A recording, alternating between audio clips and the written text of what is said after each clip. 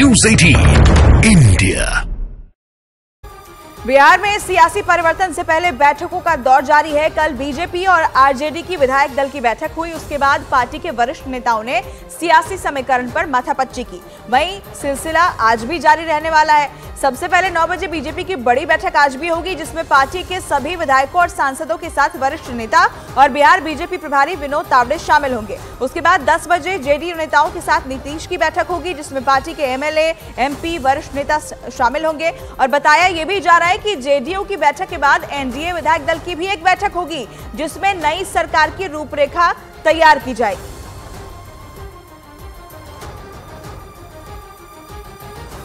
ना नीतीश जी ने इस्तीफा दिया है, ना किसी ने समर्थन वापस लिया है।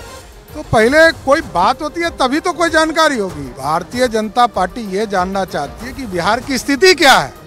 ये जानेंगे तब तो कोई डिसीजन ले।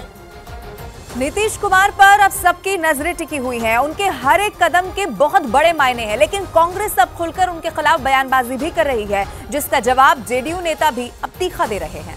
उन्होंने भी कहा था कि अब कभी जिंदगी में दोबारा वो भारतीय जनता पार्टी के साथ हाथ नहीं मिलाएंगे। और तो हम लोगों ने विश्वास किया, सभी लोगों ने विश्वास किया, उनको समर्थन दिया।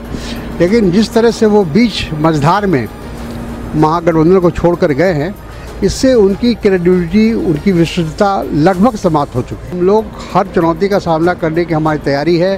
24 में जो चुनाव होगा, वो जो 10 साल का जो कार्यकाल रहा है नरेंद्र मोदी जी का, वो मुद्दा बनेगा।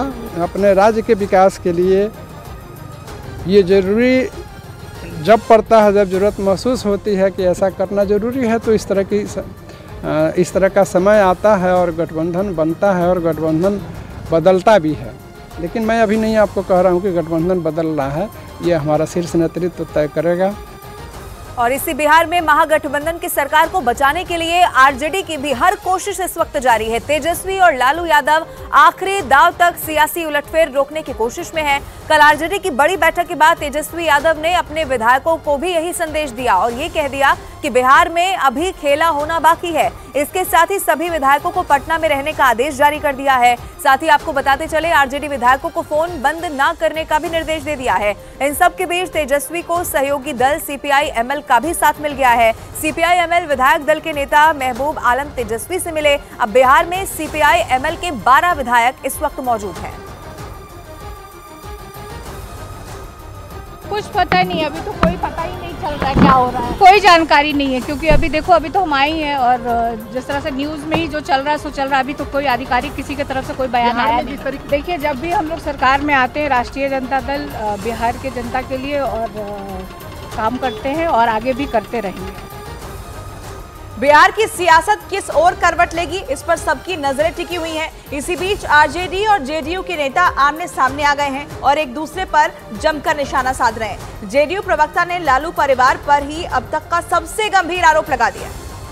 आज वो आदमी जो है मैंने जा रहा है, जिसके बारे में कहा कि हम जो है मिट्टी में मिल जाएंगे, नहीं जाएंगे, हम जो है आरएसएस मुक्त जो है देश बनाएंगे। अब कैसे भाई, मैंने हिम्मत कर रहा है ये आदमी। हम तो बहुत कोशिश किए कि हमसे बातचीत हो जाए।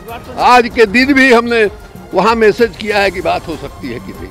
क्या जवाब अभी तक कोई जवाब नहीं है। राजद नेतृत्व बेचैन है। बेचैनी का कारण साफ है कि चूंकि इन लोगों की आदत में शुमार रहा है नौकरी के बदले जमीन लेने का।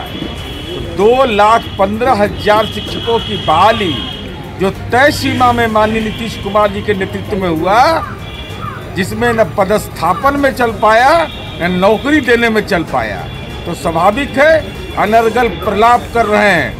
इन सब के बीच एक और बहुत बड़ा दावा यह किया जा रहा है कि बिहार में सियासी बदलाव की फाइनल स्क्रिप्ट अब पूरी तरह से तैयार हो चुकी है। लेकिन इन सब के बीच सभी दल अपने फायदे और नुकसान के आकलन में भी जुट गए हैं। पहले तो जीतन राम मांझी ने कहा था कि जहां मोदी वहां हिंदुस्तान अवाम मोर्चा है, लेकिन अब मांझी की पार्टी ने एक चाल आगे चलते हुए 2 मंत्री पद की डिमांड कर दी है। इन सब के साथ ही पटना में फिर से पोस्टर वॉर भी शुरू हो चुकी है।